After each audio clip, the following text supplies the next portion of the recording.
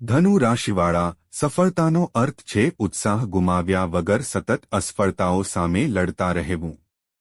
Winston ચર્ચિલનું આ કથન આવનારા અઠવાડિયામાં ધનુ લગ્ન અને ધનુ રાશિના જાતકો માટે માત્ર એક સુવિચાર નહીં પણ હકીકત બનવાનું છે. આપણે 2025ના અંતિમ પડાવ પર ઊભા છીએ. 29 ડિસેમ્બર 2025 થી 20 જાન્યુઆરી 1926 આ અઠવાડિયું માત્ર વર્ષનો અંત નથી પણ એ નિર્ણાયક વળાંક છે જે નક્કી કરશે કે 2026માં તમે એક વિજેતાની જેમ પ્રવેશ કરશો કે સંઘર્ષ કરતા કરતા. આજે આપણે માત્ર કલ્પનાઓની ચર્ચા નહીં કરીએ, આપણે વાત કરીશું એ દુર્લભ ખગોળીય ઘટનાની જે તમારી કુંડળીના પ્રથમ ભાવમાં આકાર લઈ રહી છે. જ્યોતિષીય ગણતરીઓ મુજબ તમારી રાશિમાં એક એવો શક્તિશાળી ચતુર્ગ્રહી યોગ બની રહ્યો છે જે છેલ્લા 11 મહિનાનો બધો થાક એક ક્ષણમાં સમાપ્ત કરી શકે છે.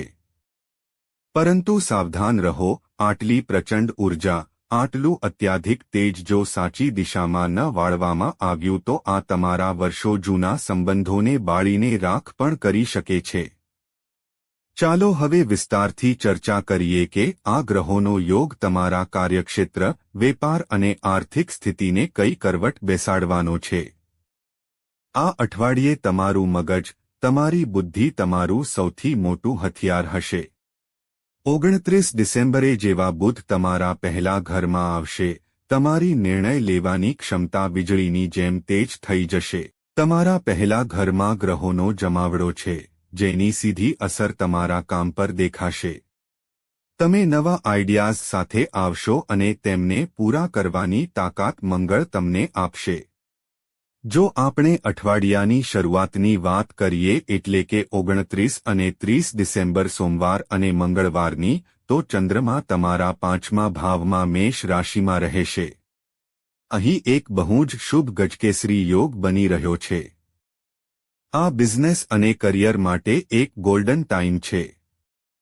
જો તમે ક્રિએટિવ ફિલ્ડમાં છો, મીડિયામાં છો કે કન્સલ્ટન્સી કરો છો, તો આ 2 દિવસોમાં તમને કોઈ મોટી સફળતા કે ઓળખ મળી શકે છે.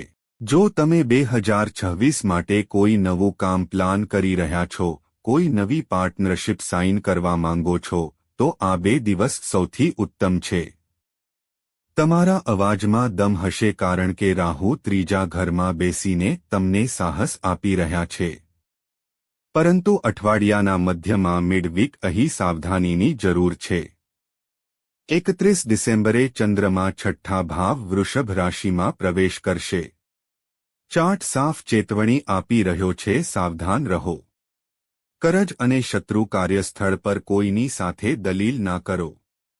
બની શકે વર્ષના આખરી દિવસે કોઈ જૂનો હિસાબ કિતાબ, કોઈ પેન્ડિંગ ફાઇલ કે કોઈ સહકર્મી તમને પરેશાન કરે. તમારા પ્રતિસ્પર્ધીઓને ઓછા ન સમજો. આર્થિક રૂપે ફાઇનાન્સની વાત કરીએ તો કારણ કે શુક્ર પણ પહેલા ઘરમાં છે, પૈસા આવશે પણ એ પૈસા તમારી પર્સનાલિટી, તમારા કપડાં અને તમારા ગ્રૂમિંગ પર ખર્ચ પણ થઈ શકે છે. શનિદેવ ચોથા ભાવમાં છે જે રિયલ એસ્ટેટ કે ઘર સાથે જોડાયેલા ખર્ચાઓ તરફ ઇશારો કરી રહ્યા છે. નવા વર્ષ પર કોઈ મોટું નાણાકીય જોખમ લેવાથી બચો, ખાસ કરીને 31 ડિસેમ્બરે.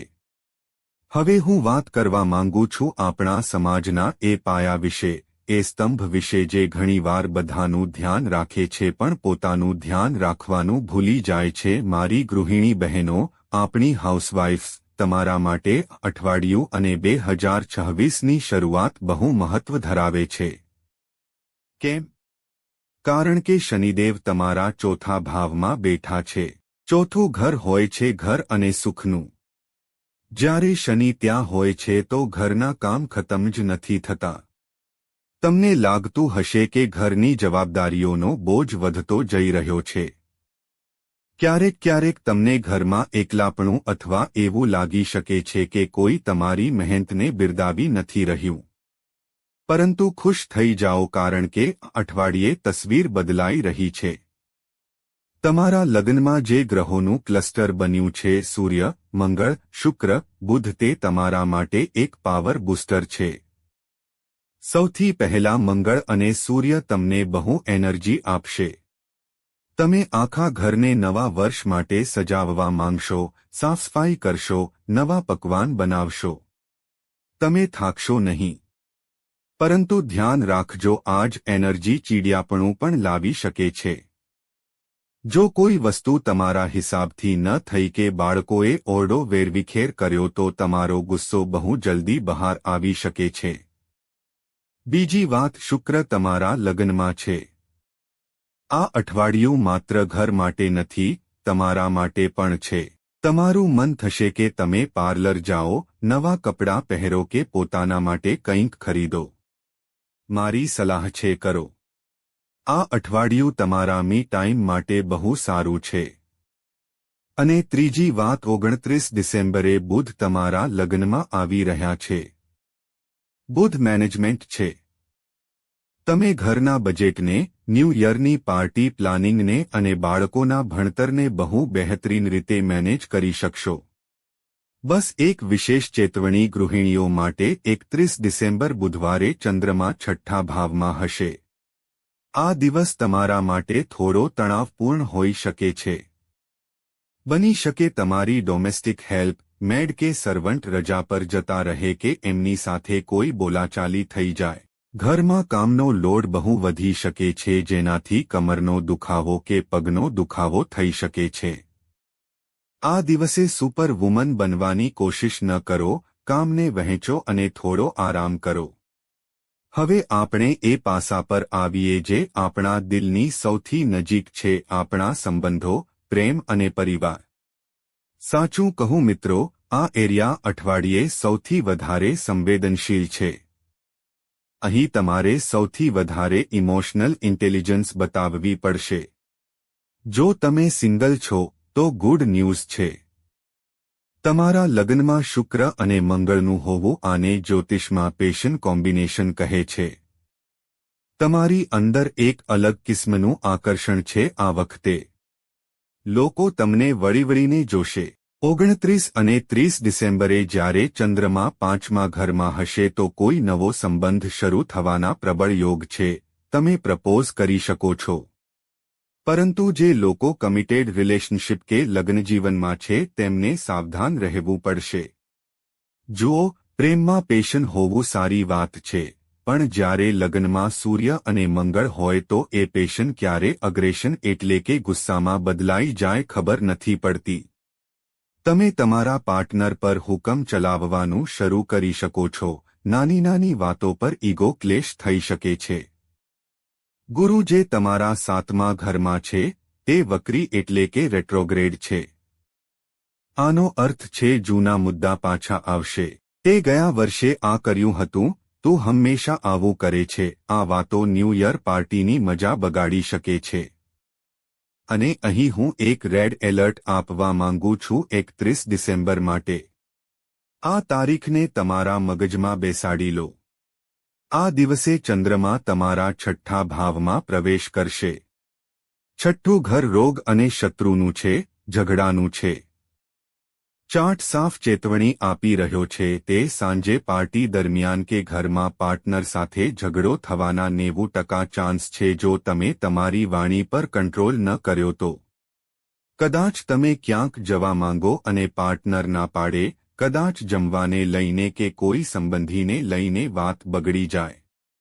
મારું સૂચન એ છે કે આ ન્યૂ યરની સાંજને થોડી લોકી રાખો, શાંત રાખો. પાર્ટનરની હામાં હા મિલાવી લો.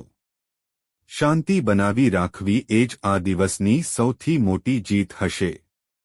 ઘર પરિવારમાં શનિ ચોથા ઘરમાં હોવાથી માહોલ થોડો ગંભીર રહી શકે છે.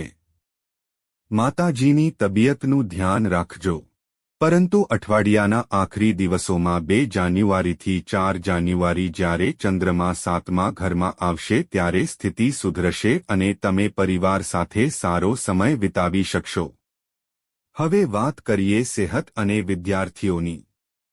હેલ્થને લઈને બેદરકારી બિલકુલ નહીં ચાલે. કેમ? એ જ લોજિક, લગ્નમાં અગ્નિ એટલે કે ફાયર એલિમેન્ટ બહુ વધારે છે. બોડીમાં હીટ વધી શકે છે. Acidity, heartburn, blood pressure અને માથાનો દુખાવો જેવી સમસ્યાઓ પરેશાન કરી શકે છે. અને ફરીથી હું દોહરાવી રહ્યો છું, 1 જાન્યુઆરી ચંદ્રમા છઠ્ઠા ઘરમાં છે. આ દિવસે શરાબ કે બહુ વધારે તૈલી ખાવાથી બચો, પેટનું ઇન્ફેક્શન થવાનો ડર છે. અને સૌથી જરૂરી ડ્રાઇવિંગ. મંગળ તમને સ્પીડ પસંદ કરાવે છે. ન્યૂ યરના જોશમાં હોશ ન ખોતા ગાડી ધીમે ચલાવજો. વાગવાના કે ઈજાના યોગ બની રહ્યા છે જો તમે સાવધાની ન રાખી તો. વિદ્યાર્થીઓ માટે આ અઠવાડિયું બ્લોકબસ્ટર છે. હું આવો શબ્દ ઓછો જ વાપરું છું પણ આ સાચું છે.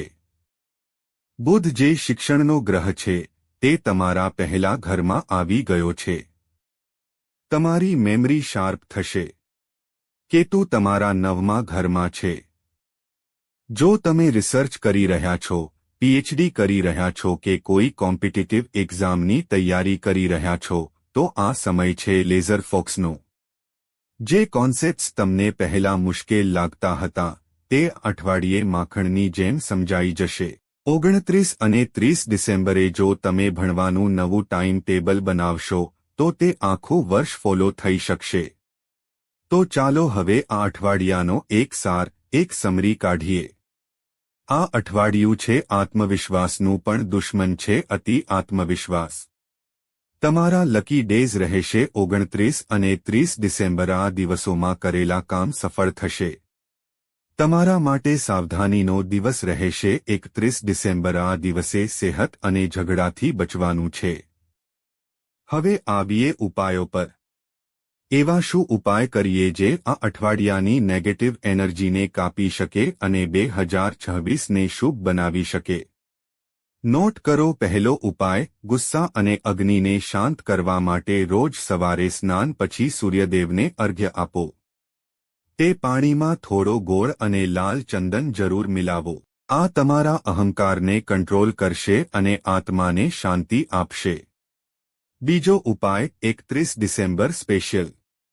આ દિવસે જ્યારે ચંદ્રમા છઠ્ઠા ઘરમાં હશે, કોઈ પણ સફાઈ કર્મીને કે જરૂરિયાતમંદને થોડા સિક્કા અને થોડું ગળ્યું દાન કરો. આનાથી શત્રુ અને રોગ શાંત રહેશે અને નવું વર્ષ કોઈ પણ અડચણ વગર શરૂ થશે. ત્રીજો ઉપાય, બુધ ગ્રહ માટે, કારણ કે બુધ તમારા લગ્નમાં આવી રહ્યા છે. ગણેશજીની આરાધના કરો, એમને દુર્વા ચડાવો અને ઓમ ગમ ગણપત્યે નમઃનો જાપ કરો. આનાથી તમારા બિઝનેસ અને નોકરીમાં વિઘ્ન નહીં આવે અને બુદ્ધિ સાચી દિશામાં ચાલશે. મિત્રો, ગ્રહ આપણને માત્ર સંકેત આપે છે, રસ્તો બતાવે છે, ગાડી આપણે જ ચલાવવી પડે છે. 2025 જેવું પણ રહ્યું હોય તેને ધન્યવાદ કરો કારણ કે તેણે તમને શીખ આપી, અનુભવ આપ્યો અને 2026નું સ્વાગત મુસ્કુરાઈને કરો કારણ કે આ નવા અવસર લઈને આવી રહ્યું છે. મારી ઈશ્વરને એ જ પ્રાર્થના છે કે આવનારું વર્ષ તમારા જીવનમાં સુખ, સમૃદ્ધિ અને શાંતિ લઈને આવે. તમારી ઊર્જાને સાચી દિશામાં લગાવો, ગુસ્સાને પાછળ છોડો.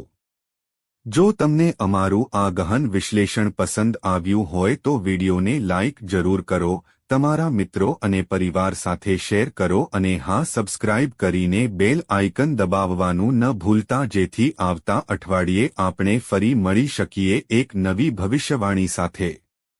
તમારું અને તમારા પરિવારનું ધ્યાન રાખજો. આવતા અઠવાડિયે ફરી મુલાકાત થશે. નમસ્કાર. હર હર મહાદેવ.